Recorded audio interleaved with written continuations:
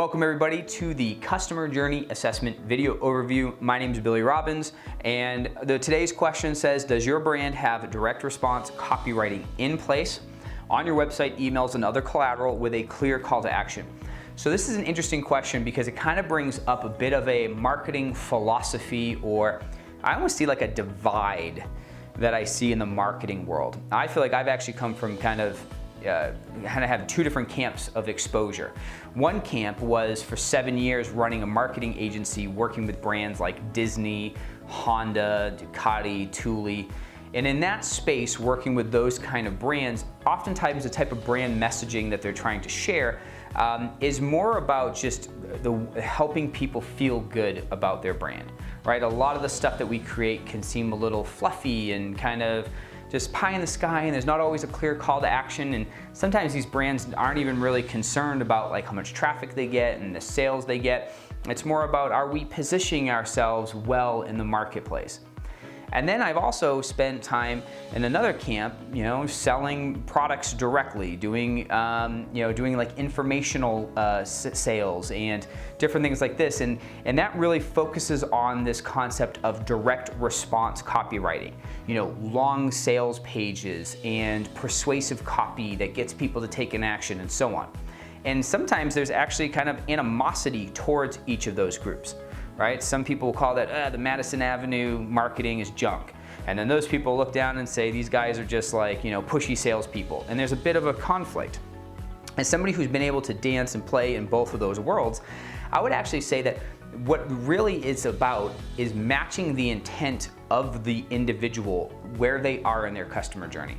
See, from an awareness standpoint, to get awareness, you need to have super valuable content that helps people feel good. Right? You should have quality videos. You should have a quality website. You should have some quality things that position yourself.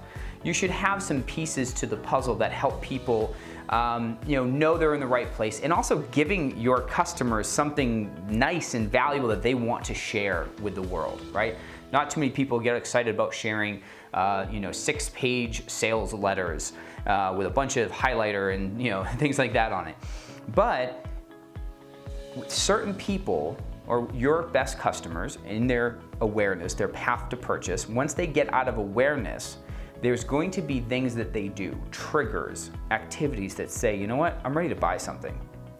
And at that stage, you have to persuade them.